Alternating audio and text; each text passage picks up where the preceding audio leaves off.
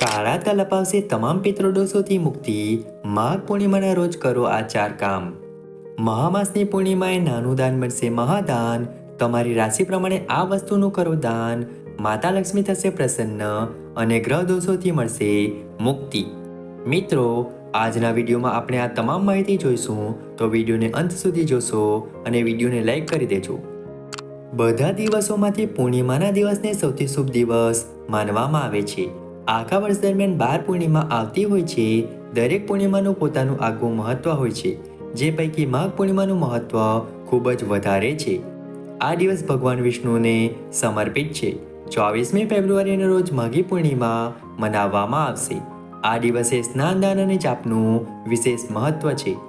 આ દિવસે પવિત્ર નદીમાં સ્નાન કરવું જોઈએ, તેમજ ગરીબોને તલનું દાન કરવું જોઈએ.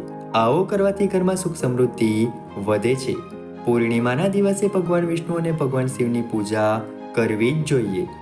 જો તમારી કુંડળીમાં પિતૃદોષ હોય તો તલ સાથે સંકળાયેલા કેટલાક ઉપાયો કરવાથી પિતૃ પ્રસન્ન થાય છે.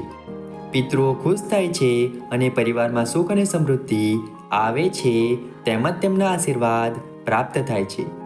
આવો જાણીએ કે માઘ પૂર્ણિમાના દિવસે તલ સંબંધિત કયા ઉપાયો કરવા જોઈએ. કાળા તલ થકી કરો પિતૃદોષને મુક્ત.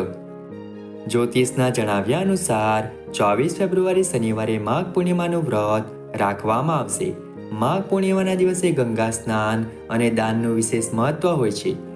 બીજી તરફ કુંડળીમાં પિતૃદોષ હોય તો કાળા તલ સાથે જોડાયેલા કેટલાક ઉપાયો તમારી આ ખામીને દૂર કરી શકે છે. માઘ પૂર્ણિમાના દિવસે પિતૃતર્પણ કરવું જોઈએ. આ દિવસે ભગવાનને તલ ચડાવવા જોઈએ. કાળા તલ સાથે જોડાયેલા આ ઉપાયો કરવાથી પિતૃદોષ દૂર થાય છે. પહેલો ઉપાય છે, માઘ પૂર્ણિમાના દિવસે પાણીમાં કાળા તલ અને કુશ નામનું ઘાસ મિક્સ કરો. પિતૃઓનું નામ લઈને તર્પણ કરો. આમ કરવાથી પિતૃદોષ સમાપ્ત થશે. બીજો ઉપાય, માઘ પૂર્ણિમાના દિવસે જો તમે ભગવાન શિવને કાળા તલ ચડાવશો તો તેનાથી પણ પિતૃદોષ સમાપ્ત થશે.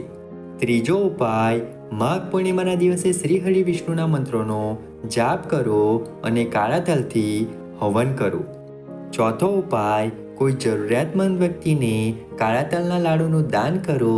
તેનાથી ઘરમાં સુખ સમૃદ્ધિ વધે છે અને તમામ પ્રકારની નકારાત્મક ઉર્જા દૂર થાય છે. માઘ પૂર્ણિમાનો શુભ સમય. માઘ મહિનાની પૂર્ણિમાની તિથિ 23 ફેબ્રુઆરીએ બપોરે 2:54 શરૂ થઈને બીજા દિવસે 24 ફેબ્રુઆરીએ સાંજે 4:23 સમાપ્ત થઈ રહી છે. તેની ઉદય તિથિ મુજબ 24 ફેબ્રુઆરીએ માઘ પૂર્ણિમાનું વ્રત રાખવામાં આવશે.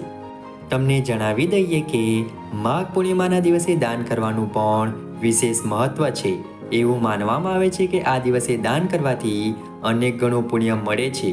જો તમે તમારી રાશિ પ્રમાણે દાન કરશો તો ભગવાન વિષ્ણુ અને માતા લક્ષ્મીની કૃપા તમારા પર વરસશે અને કુંડળીના ગ્રહ દોષો પણ દૂર થશે. આવો જાણીએ માઘ પૂર્ણિમાના દિવસે કઈ રાશિના વ્યક્તિએ કઈ વસ્તુનું દાન કરવું જોઈએ.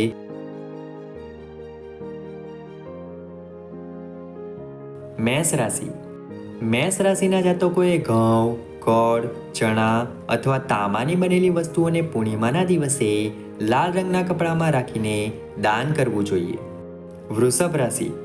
પૂર્ણિમાના દિવસે વૃષભ રાશિના લોકો ચોખા, તેલ અને ચાંદીનું દાન કરી શકે છે, જેનાથી કુંડળીમાં ચંદ્રની સ્થિતિ મજબૂત બને છે અને ચંદ્રદોષમાંથી મુક્તિ મળે છે. મિથુન રાશિ. માઘ પૂર્ણિમાના દિવસે મિથુન રાશિના લોકો પોતાની ક્ષમતા મુજબ જરૂરિયાતમંદ લોકોને લીલા શાકભાજી, ફળ અથવા તો પન્ના રત્નનું દાન કરી શકે છે. કર્ક રાશિ. કર્ક રાશિવાળા લોકો આ દિવસે તેમની ક્ષમતા મુજબ ચાંદી, પિત્તળ, દૂધ અથવા મોતીના ઘરેણાં દાન કરી શકે છે. આમ કરવાથી તમને જીવનમાં લાભ થશે. સિંહ રાશિ. માઘ પૂર્ણિમાના દિવસે સિંહ રાશિવાળા લોકોએ ગરીબોને લાલ રંગની વસ્તુઓનું દાન કરવું જોઈએ. આમ કરવાથી જીવનમાં સુખ સમૃદ્ધિ જળવાઈ રહે છે. કન્યા રાશિ. કન્યા રાશિના જાતકોએ માઘી પૂર્ણિમાના દિવસે લીલા શાકભાજી અથવા લીલા રંગના કપડાનું દાન કરવું જોઈએ. તેનાથી તમે જીવનની પરેશાનીઓમાંથી મુક્તિ મેળવી શકો છો. તુલા રાશિ. તુલા રાશિના જાતકોએ પૂર્ણિમાના વિશેષ અવસર પર વાદળી રંગના વસ્ત્રો, તાંબા અને કાંસાનું દાન કરવું જોઈએ, જેનાથી તમે કુંડળીમાં રહેલા ગ્રહ દોષોથી રાહત મેળવી શકો છો. વૃશ્ચિક રાશિ. વૃશ્ચિક રાશિના લોકોએ મસૂર, ગોળ અને લાલ ચંદનને લાલ કપડામાં લપેટીને માઘ પૂર્ણિમાના દિવસે દાન કરવું જોઈએ. ધન રાશિ.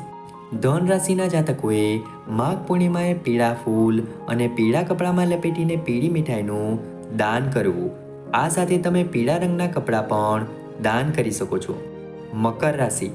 માઘી પૂર્ણિમાએ મકર રાશિના જાતકોએ વાદળી રંગની વસ્તુઓ, વાદળી વસ્ત્રો, વાદળી ફૂલોનું દાન કરવાથી શનિદેવ પ્રસન્ન થાય છે અને સાધક પર તેમની દયાળુ નજર રાખે છે.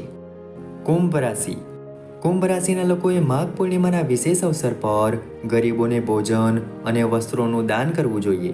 આમ કરવાથી તમને સુફળ મળી શકે છે. મીન રાશિ. મીન રાશિવાળા લોકોએ પૂર્ણિમાના દિવસે પીળી વસ્તુઓ, પુસ્તકો અને મધ વગેરેનું દાન કરવું જોઈએ. આમ કરવાથી તમે જીવનમાં વિશેષ લાભ મેળવી શકો છો.